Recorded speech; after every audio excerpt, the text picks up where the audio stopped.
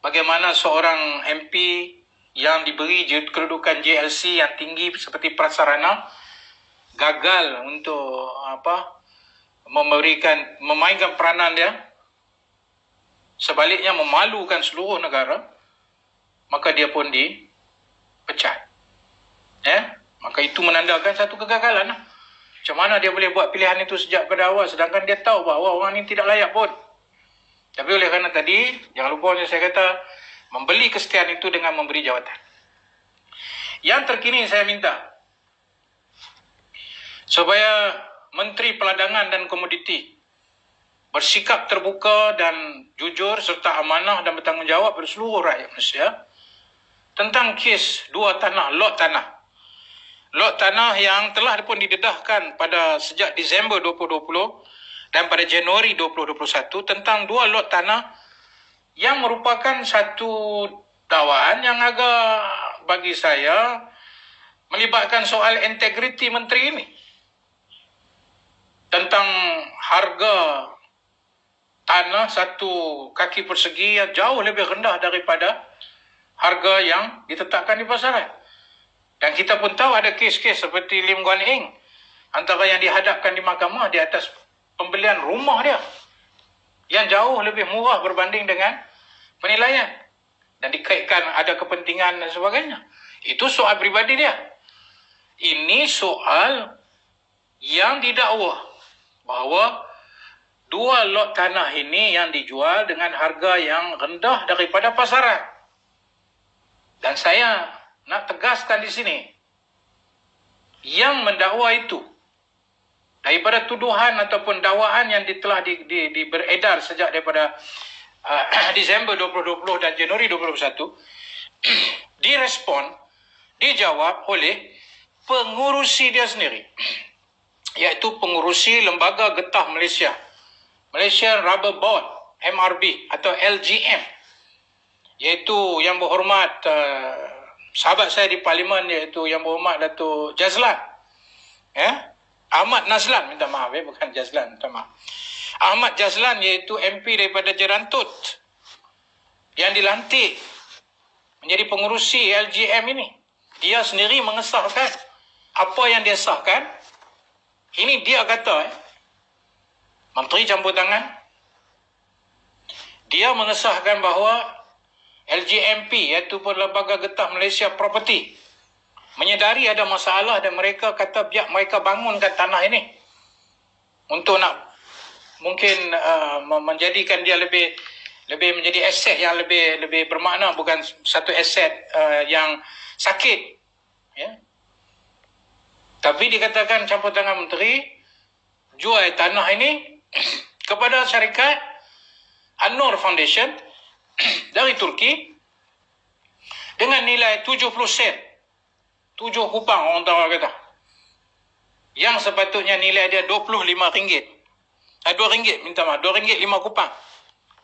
RM2 5 kupang berbanding dengan 7 kupang, iaitu di dalam lot 20013, dan satu lagi di dalam lot 20012, nilai yang sepatutnya ialah 1,400, tapi dijual kepada Euro White ataupun telah berlaku persefahaman RM1,000 lebih.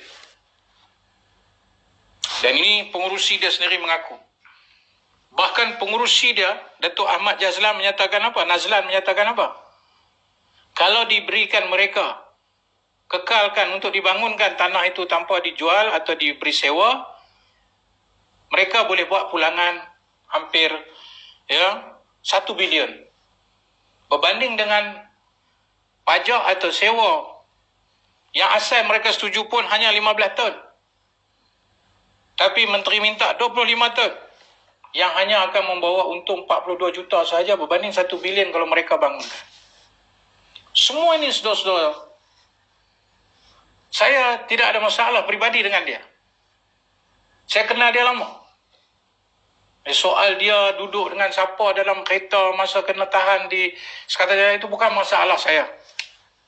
Itu saya tak payah cakap, rakyat semua akan buat spekulasi berbagai-bagai. Tapi kalau betul lah pengurusi LGM sendiri yang mengiyakan dalam kenyataan resmi dia. Patutnya kalau itu berita yang fitnah, saudara-saudara sekalian, kalau itu benda yang fitnah, ni pengurusi, ni menteri, tuan-tuan boleh bayang tak?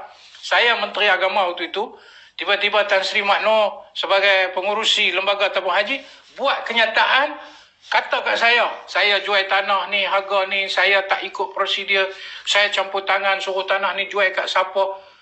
Kalau saya menteri yang betul-betul menganggap itu satu fitnah, apa saya akan buat kepada pengurusi ini? Saya pecatlah dia.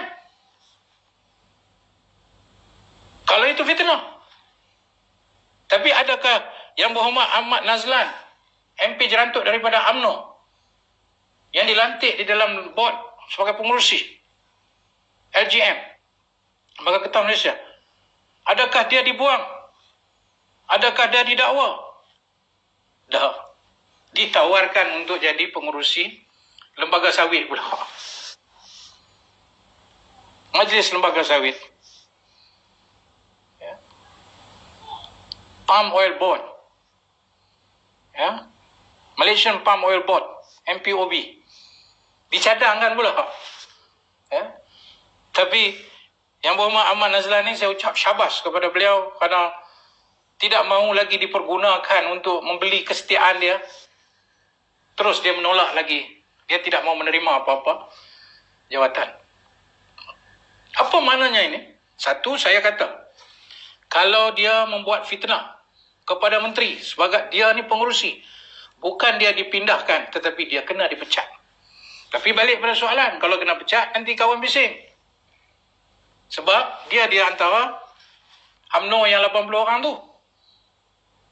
Nampak? Jadi pitukak pula lagi. Loh, macam bagi promosi pula lagi. Saudara-saudara sekalian. Lalu bila orang timbul benda ini, maka menteri ini pun, Menteri Perladangan dan Komuniti ini, buat laporan polis. Kenapa buat laporan polis? Buat laporan polis kepada pengurusi itu kerana dia yang kata betul berlaku semua ini. Nampak tak, tuan-tuan? Saya tidak menuduh. Minta maaf, saya tak menuduh dia melakukan perkara tersebut.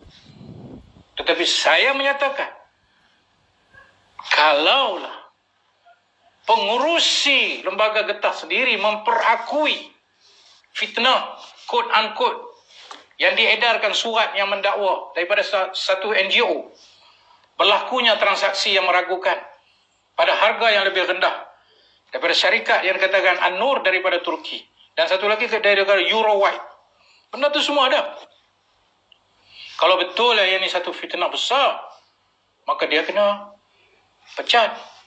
Pengurusi itu ambil tindakan disiplin kepada dia. Ini dah dia pergi tukar, bagi tawaran tukar pula dekat lembaga sawit. Apa ni? Saya dulu jadi Menteri Agama, orang kata macam-macam kat saya, tuan-tuan. Tabung haji saya jual, tabung haji saya lelong. Tabung haji ni jual harga murah. Tanah dia kita jual harga murah. Tapi saya open. Saya jawab di Parlimen. Saya buat kenyataan. Lepas tu semua board, director, lembaga tabung haji, pengurusi tabung haji, CEO tabung haji, mempertahankan plan persekuturan tanpa sedikit pun membuat apa-apa isyarat bahawa saya menteri hari itu campur tangan, saya menteri lelong tanah hari itu, saya menteri yang tetapkan harga banyak ini, saya menteri yang begitu, saya yang begini. Tidak ada. Ketulusan, kejelasan. Ini dah. Yang dakwanya menteri itu ialah pengurusi dia sendiri.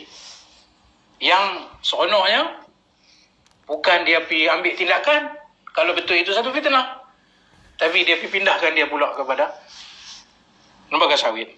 Jadi saudara-saudara sekalian, ini satu perkara yang walau zaman saya dulu orang kata macam-macam saya, tapi oleh kerana ketulusan kita mempertahankan, kerana kita buat cara telus, kita bentang di kabinet, dan di Parlimen orang tanya, kita jawab. Yang mereka kata jual hotel murah berapa ringgit, itu semua kita dah jawab. Bukan jual berapa ringgit, hotel keseluruhannya itu kita dah habak dah berapa nilai dia. Tengok debat saya dengan Datuk Seri Aziz Rahim.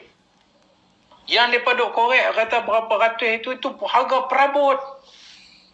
Yang daripada bayar, cuma yang ni belum bayar lagi. Termasuk dengan harga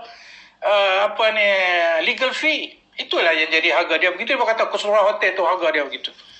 Oh, dia jawab, kita jual tanah di Sarawak tu. Ya, Bumi Venture tu yang kita jual. Oh, kata harga lebih rendah. Kita dah cek dah dengan Maybank, dengan semua bank-bank menyatakan itu adalah antara range nilai harga di situ. Tapi mereka ambil yang kata saya jual berapa ringgit itu dengan satu tempat yang dikatakan yang dia itu antara tanah itu ini yang tidak boleh ditanam pokok. Dia kata saya jual semua tu. So sekalian, kita jawab di parlimen. Sebab itu saya kata, kenapa anda menutup parlimen? Sepatutnya Menteri Peladangan dan Komoditi menjawabnya di parlimen dengan terang dan jelas, tanpa apa-apa kepentingan, dan biar rakyat yang membuat keputusan. Ini dah. Ini esok bila saya cakap ni, nanti nak dakwa pula, nak buat report pula. Ya, ni patut dia report kepada siapa? Dia report kepada pengurusi dia, tapi dia tak report kepada pengurusi dia. Dia pindahkan pengurusi ni pula kepada lembaga sawit pula. Habis getah, dia pergi sawit pula. Tuan-tuan, getah ni semua, yang kita duduk bising harga getah jatuh, orang kampung pergi menoreh susah, orang kampung kalau hujan tak boleh menoreh, nak makan satu hari 5-10 ringgit nak dapat pun jenuh, sekolah anak macam mana. Kita bising bagi harga lantai gitu-gitu. Lembaga Getah Malaysia buat ada dakwaan jual tanah dengan nilai yang lebih rendah, jual tanah pula kepada syarikat yang didakwa dari Turki, jual tanah pula, dan saya dipahamkan sama ada kedua-dua lot atau salah satu lot itu duduk di bawah akta warisan. Bolehkah satu akta warisan kita jual tanah itu kepada orang ramai? Ini persoalan-persoalan. Parlimen tak nak, tuan-tuan. Kalau parlimen ada, saya bangkit, saya soal. Kalau parlimen ada, saya akan tanya. Jadi saya tanya di sini. Jangan salahkan saya.